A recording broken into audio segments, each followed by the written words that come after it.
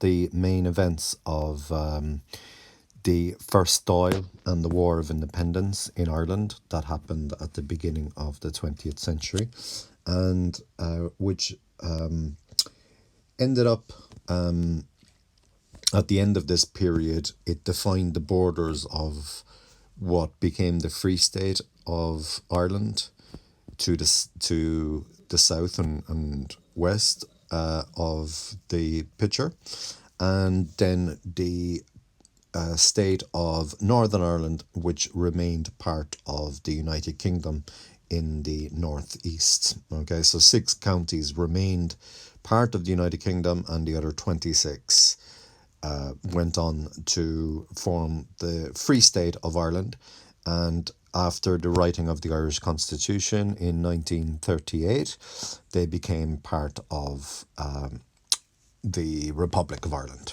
Okay, so what are we going to learn about? Well, we're going to learn about the key events surrounding the War of Independence in Ireland and the First Dáil. And we're going to be looking at the aftermath of the 1916 Rising in Ireland, the key events leading up to the First Dáil meeting in Dublin in 1919, the key events of the War of Independence itself, the partitioning of Ireland, so that's what I was referring to earlier, and the counties involved, and then the terms of the Anglo-Irish Treaty. And then finally, the formation of the first Irish government without British rule. So the leaders of the 1916 Rising had been executed in Kilmainham jail. So people like, for example, James Connolly and Padraig Pearse, they were executed, they were shot by a firing squad in Kilmainham jail. The British were particularly cruel with the leaders of the 1916 Rising. And, you know, this is partly explained by the fact that the First World War was going on at the time, and you know the British authorities, military authorities, didn't have any time to be dealing with insurrections within their own borders, which was, you know, what they saw this as. 2 of the leaders of the 1916 Rising were spared. One of them, Countess Markievicz, as she was a woman. And then also Éamon de Valera, who went on to become Taoiseach, so that's Prime Minister of the Republic of Ireland. So he was also given a pardon because he was born in the United States of America. He held a US passport. And this was important at the time because, you know, the US wanted the United States to enter the war, the First World War, on the side of the Allies, on the side of the British and the French. And, you know, they were being very careful not to offend the United States at that time. So after the other leaders had been executed, the public began to support the rebels and turn against Britain. So the executions, in a way, they backfired on the British authorities in Ireland. Britain blamed Sinn Féin. So Sinn Féin is a political party that's still active in Ireland today. It's the main opposition party in Ireland at the moment. Now, they were a nationalist organisation, Sinn Féin, which supported physical force, but they hadn't actually been the people who organised the Rising. The Rising was organised principally by a group known as the Irish Republican Brotherhood, or the IRB. So the party Sinn Féin, they hadn't taken any part whatsoever. Many members of Sinn Féin who had been wrongly imprisoned were released by the end of 1916. And the following year, Éamon de Valera became the leader of Sinn Féin and took charge of the Irish Volunteers as well. Okay, another important personality during the War of Independence is Michael Collins from Cork. So he's born in Cork in 1890 in Clonakilty, which is about maybe 35, 40 kilometers or so away from Cork City.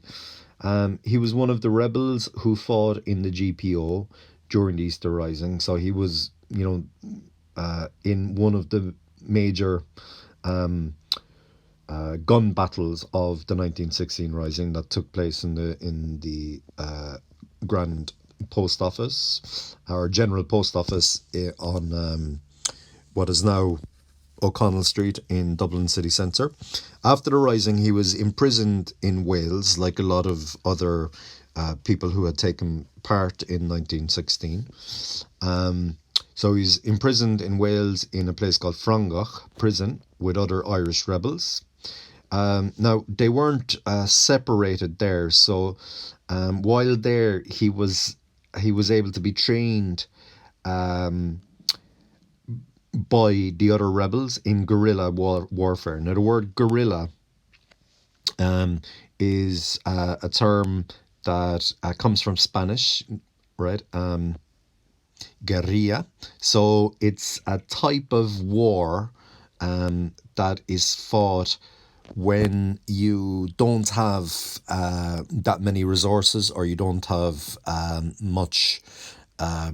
You don't have many soldiers. So it's kind of hits and run style warfare, ambushes, small scale attacks. And the key thing is that the soldiers in the guerrilla warfare, they dress like civilians, and then they just, disappear after the ambush. So they go back to their homes, and it becomes difficult for the enemy to find them.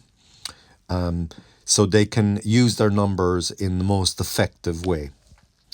So that's what he was able to be trained in.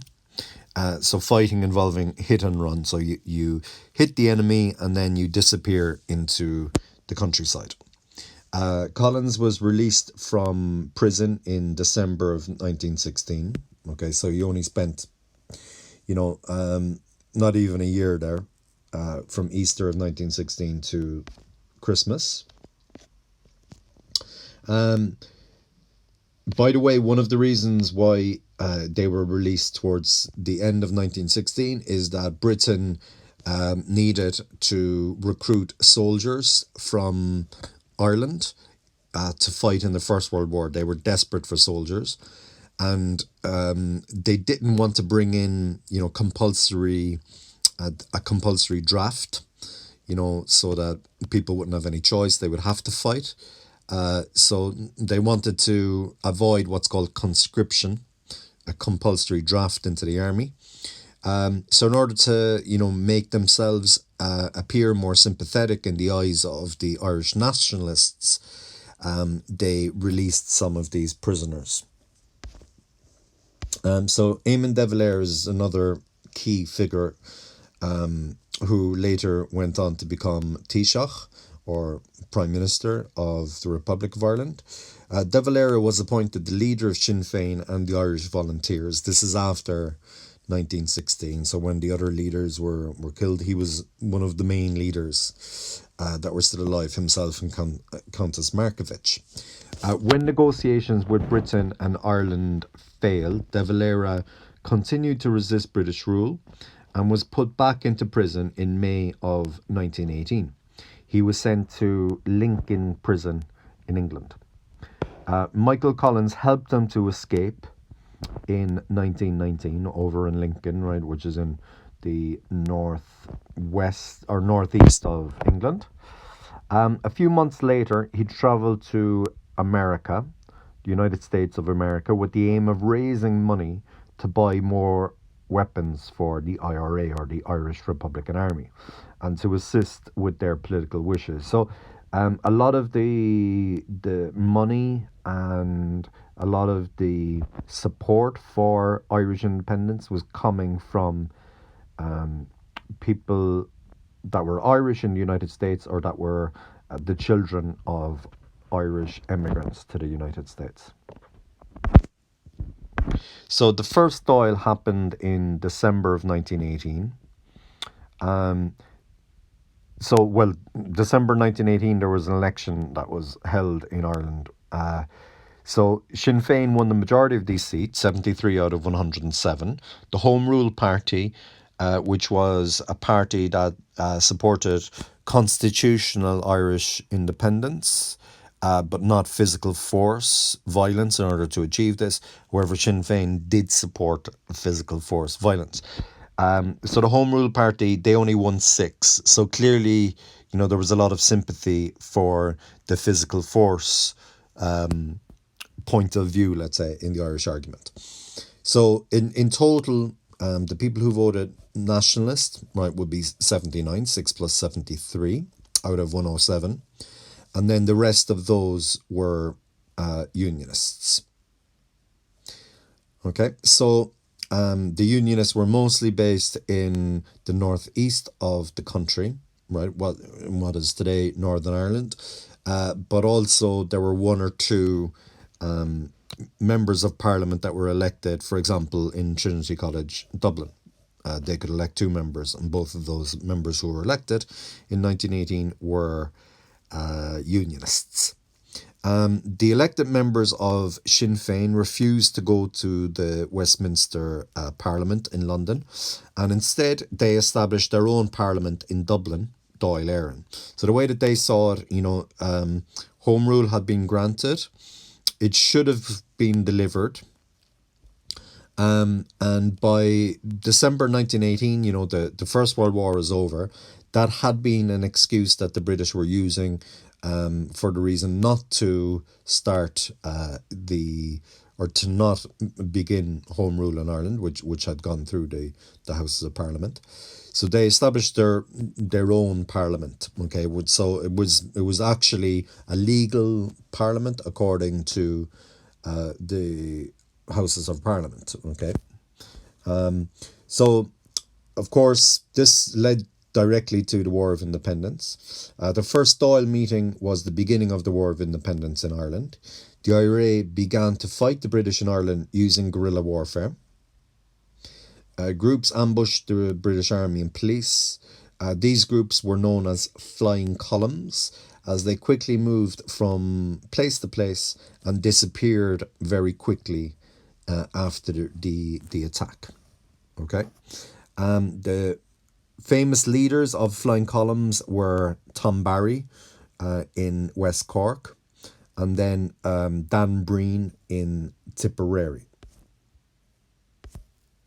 So Britain sent groups of reinforcements to defend their men in Ireland. The most well-known of these groups was the Black and Tans. They were named Black and Tans due to the fact that they wore black coats and they had tan or brown coloured trousers or khaki trousers.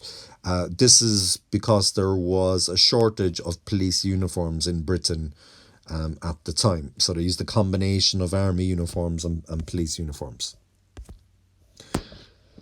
Bloody Sunday is another major event that happened during the War of Independence. That happened on Sunday the 21st of November. So this is the original Bloody Sunday.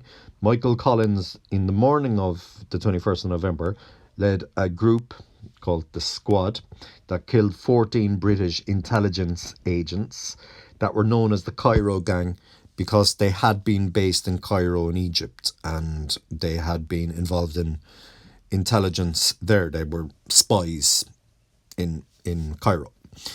And they were, very highly skilled intelligence officers, and they had just arrived in the country. In retaliation, the British fired on people. This is innocent civilians, the vast majority, on people at a match in Croke Park between Dublin and Tipperary. So 14 people were killed and 60 were injured. This included, the 14 people included children, included 3 children under 16 that were at the match and that were shot and killed. One of the dead also was Michael Hogan, a player from Tipperary. And there is a stand in Croke Park. Croke Park is the main Gaelic football and hurling stadium in the country.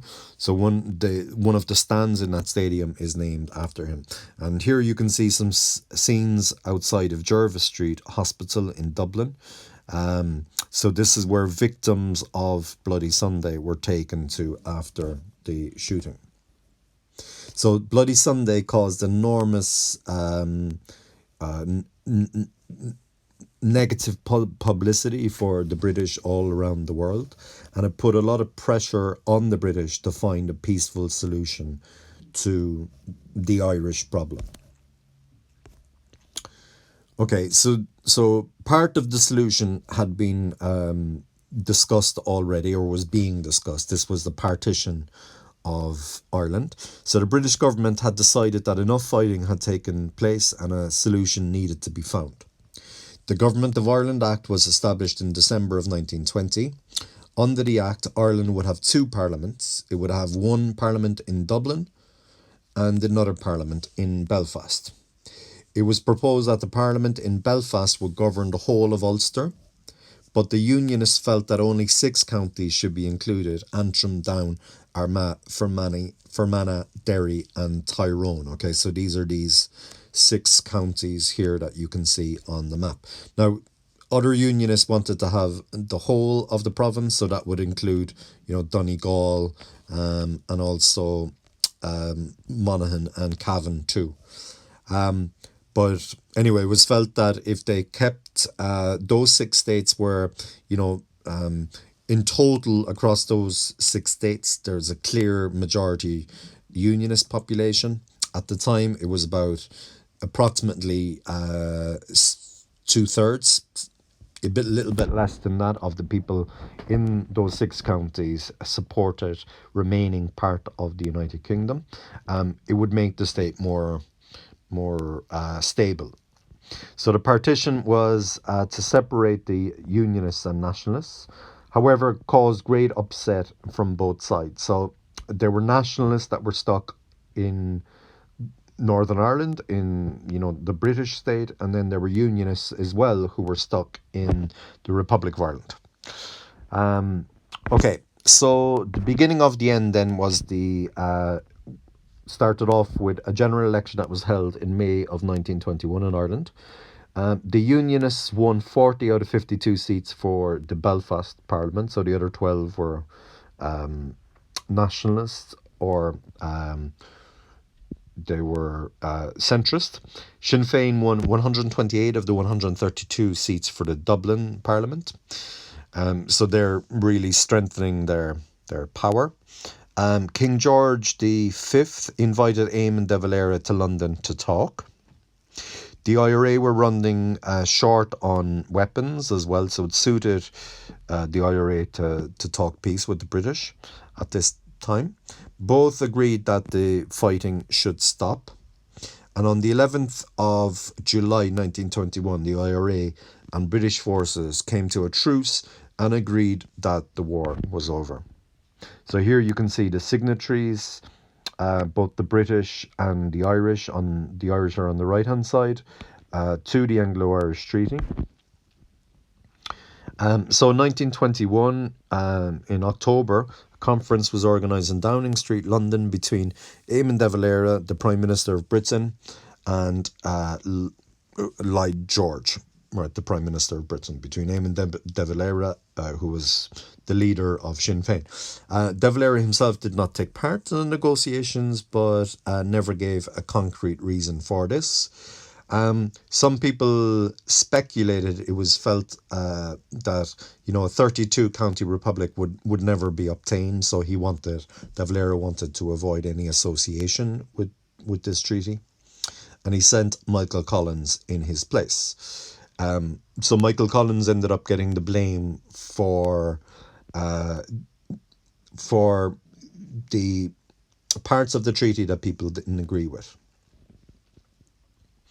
2 months of negotiations took place between Ireland and Britain. Lloyd George, the Prime Minister, eventually threatened war if the Irish delegates did not comply and sign the treaty under his term. So in the end, they didn't have much choice. So the terms of the treaty were as follows: that 26 counties of Ireland in the south and west would be known as the Free State. The Free State Parliament would be established in Dublin. The Free State would have its own army and police force, and the Free State would still remain part of the British Empire. TDs or Teach de Dáil, members of Parliament or elected representatives, would have to swear an oath of allegiance to the King or the Queen of Ireland. And then the 6 counties of Ulster would be partitioned and would be governed by a parliament in Belfast, and they would be known collectively as Northern Ireland, those 6 counties. Then the ports of Cove and Bearhaven in Cork. Bearhaven is down in West Cork, just off the Beara Peninsula, and Lochswilly in Ulster. So these are all, geographically located in the Free State. They would remain under British control. So there was a divide in opinion.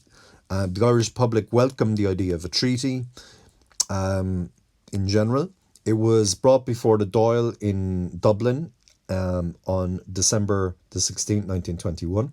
It was discussed for a further 3 weeks. De Valera, who was the current president of the Dáil, opposed the treaty, arguing that Irish independence would be compromised by signing the treaty. Collins argued that the treaty gave Ireland the chance to seek further freedom. He saw it as a stepping stone to full independence or the establishment of a Republic of Ireland. So it meant that, look, the Free State was still part of the British Commonwealth, part of the British Empire, if you like. They, still had an association with London. A vote took place on January 7th, resulting in a 64-57 divide, with those in favour of the treaty in the majority. So it was very close, as you can see, only 7 votes difference between the 2 parties. De Valera, along with those who opposed the treaty, walked out, and Arthur Griffith became the president of the Dáil. Collins was appointed the Minister of Finance. And then on January the 15th, 1922, British officials began to withdraw from Ireland, from the Republic or from the Free State of Ireland. They left Dublin Castle, where they held power, and power was handed over to Michael Collins. He was, as well as being the Minister for Finance, he was also the head of the army. So Ireland had its own government in Dublin for the first time in more than 100 years. Okay, so these are the things that you've learnt about. So hopefully you'll understand the key events surrounding the War of Independence in Ireland and the First Dáil, and what happened after the 1916 Rising, the key events leading up to the First Dáil meeting in Dublin. We also spoke about the key events in the Irish War of Independence, such as Bloody Sunday and the Cairo gang being shot by Michael Collins's group of soldiers called the Squad. We spoke about the partitioning of Ireland and the Government of Ireland Act and the counties involved, the 6 in the northeast remaining part of the United Kingdom, ones that are today Northern Ireland, and the terms of the Anglo-Irish Treaty. And then the formation of the first Irish government without British rule. Okay, so I hope you enjoyed that talk, and I will see you the next time.